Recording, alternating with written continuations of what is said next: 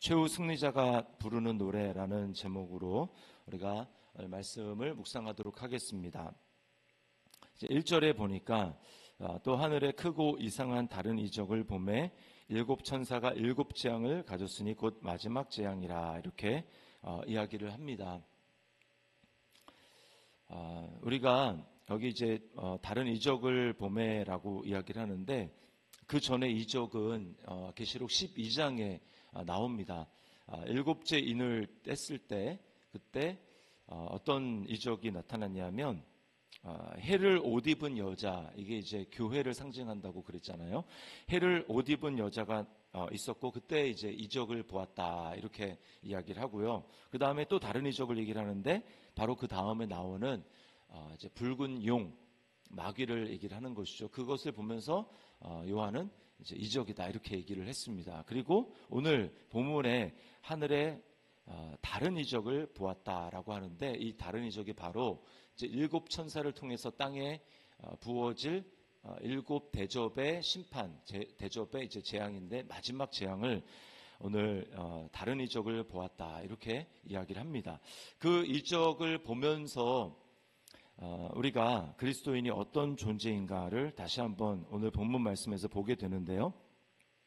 그것은 바로 이긴 자들이다라고 하는 것입니다. 2절의 말씀에 보니까 불이 섞인 유리바다가 나오고요. 또 짐승과 그의 우상과 그의 이름의 수를 이기고 벗어난 자들이다 이렇게 이야기를 합니다. 불이 섞인 유리바닷가에 서 있다 이렇게 우리 그리스도인들을 이야기를 하는데 이 불이 섞인 유리바다는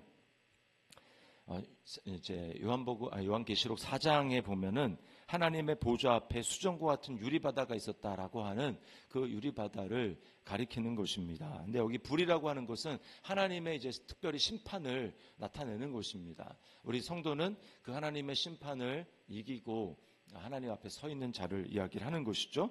자, 그런데 특별히 짐승과 그의 우상과 그의 이름의 수를 이기고 벗어났다 이렇게 우리 성도를 이야기를 합니다. 우리가 앞에서 두 짐승을 보지 않았습니까? 한 짐승은 바다에서부터 나왔고 또 한 짐승은 땅에서부터 올라왔었습니다.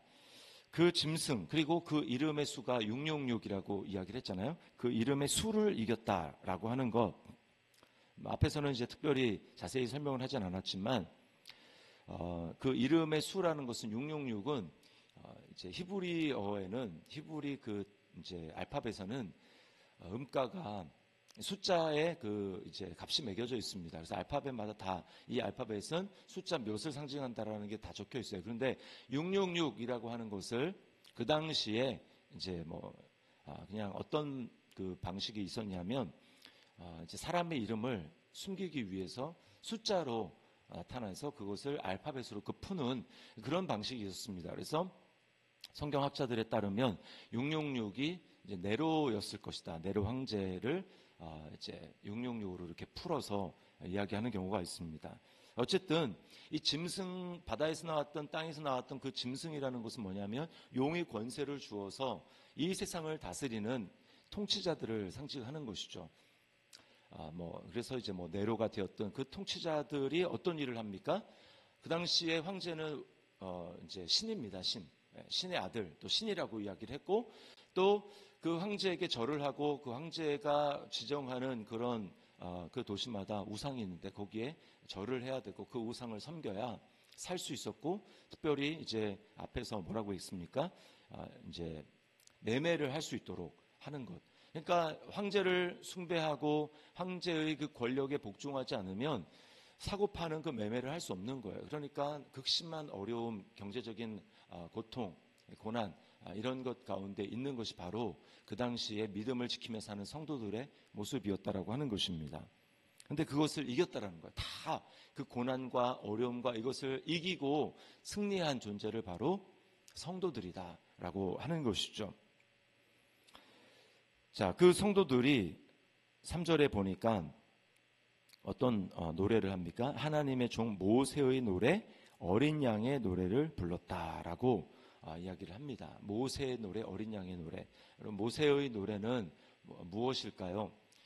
이제 출애굽기 15장에 보면 홍해를 가르고 홍해를 통과한 다음에 이제 애굽 바로의 군대가 그 홍해로 쫓아 들어오지 않습니까? 그때 하나님께서 그 홍해를 다시 물이 합하게 하셔서 애굽의 군대를 다 그 홍해 바다에 수장시키십니다.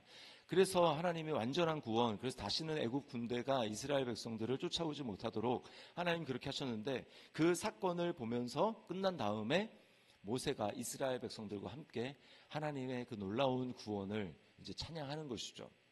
그 찬양하는 노래가 바로 모세의 노래입니다. 모세의 노래. 그것은 하나님이 놀라운 능력으로 기적을 베풀고 구원의 기적을 베풀어 주신 그 하나님을 찬양하는 거예요. 우리 하나님 너무나 감사합니다. 그렇게 하는 것이죠. 그런데 또 어떤 노래입니까?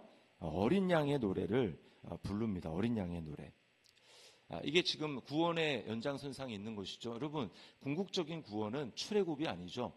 출애굽이 아니라 진짜 구원은 이 세상으로부터의 구원이요, 또 죄로부터의 구원이요, 마귀로부터의 구원이 진짜 구원입니다. 그래서요, 예수님이 이제 십자가를 향해서 나아갈 때 예수님이 변화산에 올라가셔서 그 몸이 변화되지 않습니까? 그때 몸이 세상에서 빨래하는 자가 그렇게 희귀할 수 없었다라고 할 정도로 몸이 이제 광채가 나고 휘어지고, 그리고 거기에 구약의 두 선지자가 등장합니다. 모세가 나타나고 엘리야가 나타납니다.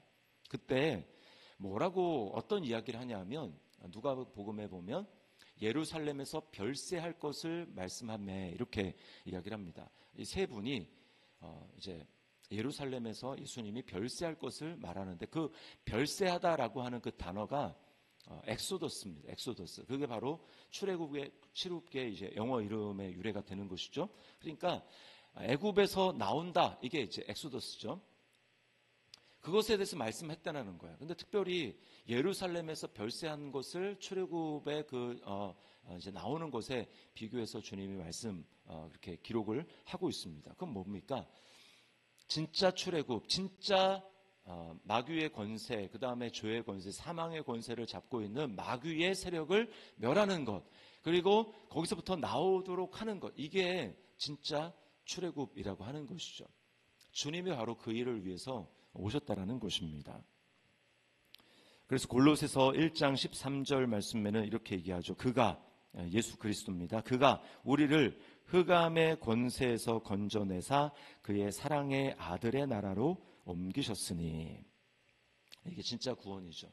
우리는 흑암의 권세에서부터 나와서 옮겨져서 이제 하나님이 사랑하시는 아들의 나라, 그 아들의 권세로 옮겨진 것이 바로 저와 여러분입니다. 그래서 예수 그리스도 안에 거하기 때문에 우리는 예수 그리스도가 가진 그 권세를, 예수 그리스도 이름을 믿는 믿음으로 말미암아 우리가 그 놀라운 권세, 그래서 우리가 예수님의 이름의 권세를 믿음으로 말미암아 사단을 내쫓고 마귀를 내쫓고 귀신을 내쫓고 우리가 승리하는 이유가 바로 거기에 있는 것이죠.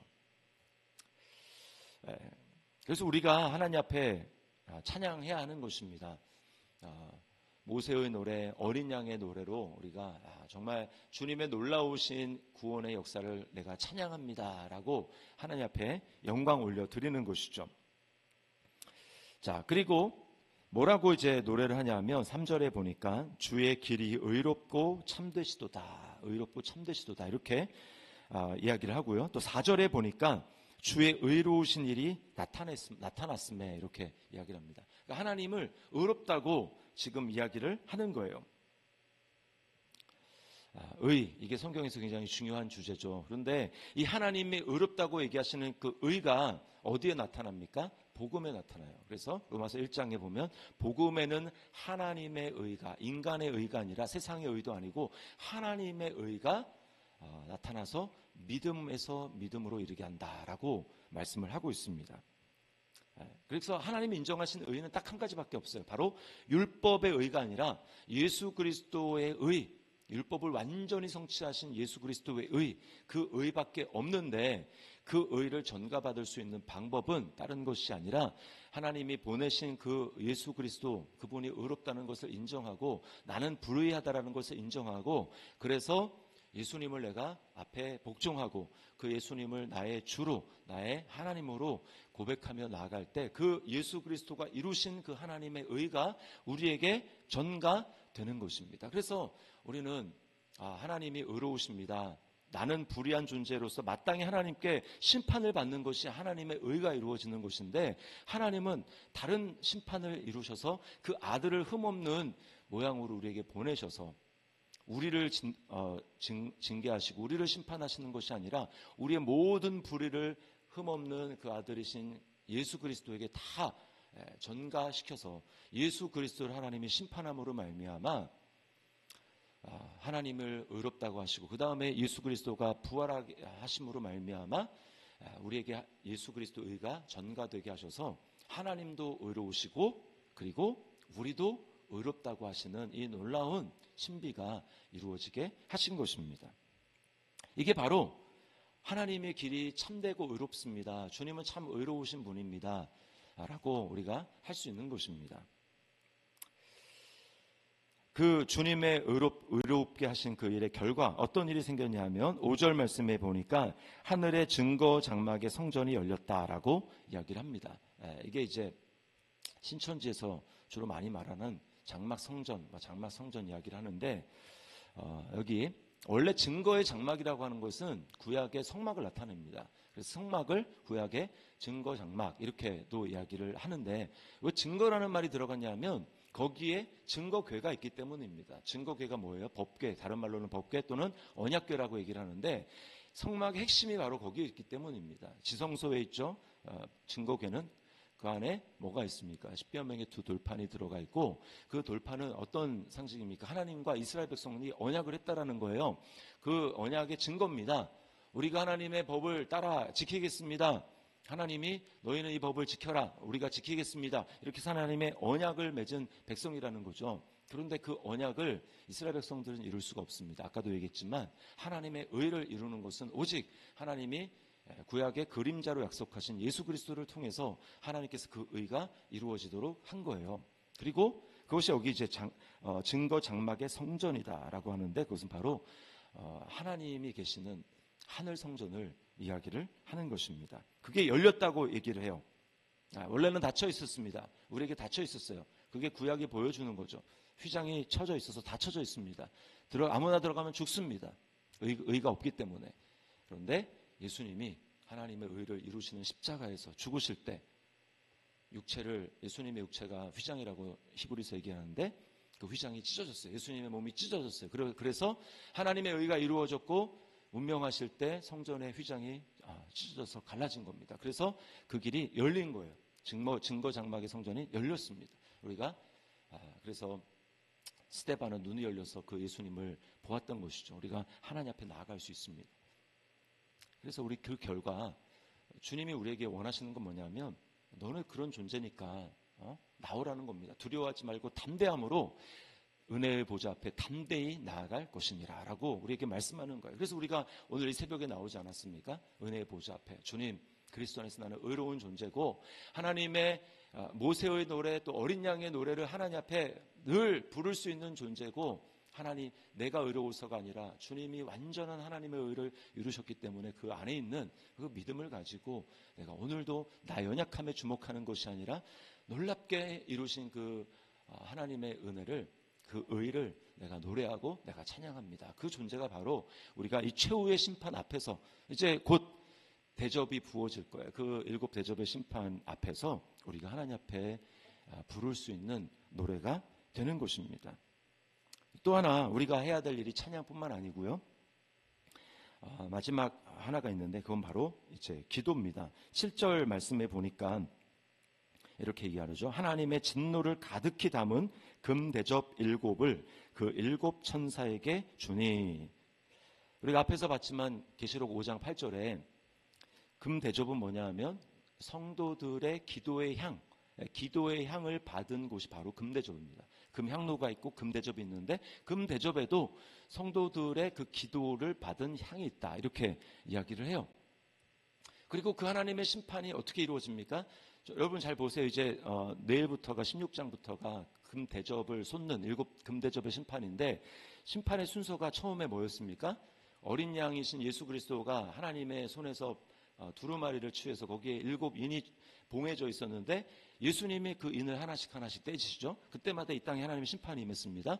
그 다음에 마지막 7인을 떼니까 7천사가 7나팔을 받아서 이제 나팔을 하나씩 천사가 불기 시작합니다. 그러면서 이전보다 더 강력한 심판이 이 땅 가운데 임하고 그 다음에 이제 7째 천사가 7나팔을 부니까 어떤 일이 있는 거예요. 이제 7대접을 받은 천사들이 있고 그 7대접을 받은 천사가 7대접을 하나씩 이 땅에 붓는데 저는 이 말씀을 묵상하면서 참 놀라운 게 뭐냐면 하나님이 다 심판을 하실 수 있는데 예수님이 다 심판을 하실 수 있는데 어떻게 하십니까? 그것을 마지막 그 심판은 금대접은 뭘 상징합니까? 거기에 하나님의 진노도 있지만 성도들의 기도가 거기에 올라가서 그 마지막 최후의 심판을 성도들의 기도로 말미암아 하나님의 그 이제 다스리는 역사에 우리가 동참할 수 있도록 성도들의 그 기도를 그렇게 하나님이 귀하게 여기신다라는 겁니다. 우리가 기도할 때 하나님 왜 이 땅의 불의함을 보십니까? 이 땅의 지구 곳곳에 아직도 착취가 있고 전쟁이 있고 말도 안 되는 그런 인권 탄압이 있고 이런 일들이 일어나는 것, 그리고 복음이 아직 전해지지 못하고 있고 강력한 정부가 또 여러 가지 뒤에 배후에서 악한 권세가 붙잡고 있어서 복음이 전해지지 못하고 있는 때 하나님 이 당시 복음이 전해져야 되지 않습니까? 하나님 은혜를 베풀어 주시고 그 땅 열리게 도와주시고 복음의 전도의 문이 열리게 하시고 선교의 문이 열리게 하여 주셔서 복음이 들어가서 그 땅에 예수 믿는 자들이 있고 하나님의 온전한 공의가 이루어질 수 있도록 주님 은혜를 베풀어 달라고 성도들이 하나님 앞에 기도하게 될 때 하나님께서 그 기도를 들으셨어요. 지금도 우리가 선교지를 위해서 선교사님을 위해서 기도하고 복음을 증거를 위해서 기도하고 우리가 자녀들을 위해서 기도하고 이 땅의 전도의 문이 열리기를 위해서 우리가 기도하며 나아갈 때 하나님께서 그 기도를 통해서 마지막 하나님의 심판을 이루신다라는 거예요. 이게 얼마나 놀라운 특권입니까? 그러니까 우리가 선교를 위해서 또 수련회와 우리 다음 세대 자녀들을 위해서 또 국내 선교를 위해서 기도하며 이렇게 하는 거, 선교사님들을 위해서 기도하는 거, 이것이 다 하나님의 마지막 심판을 이루는 귀한 도구가 된다라는 것입니다. 그러므로 특별히 새벽에 나와서 하나님 앞에 기도하는 우리가 이 최후 승리자인데 최후 승리자가 하나님 앞에 노래를 드려야 되고 또 기도도 곡조 있는 기도잖아요. 노래잖아요. 그래서 하나님 앞에 오늘 이 새벽에 하나님 앞에 찬양하고 구원의 노래를 부르고 또 기도함으로 말미암아 하나님이 마지막 이루실 그 심판에 우리가 동역자로 참여하며 나가는 그런 특권을 누리는 우리 저와 여러분들이 될 수 있기를 주님의 이름으로 축원합니다.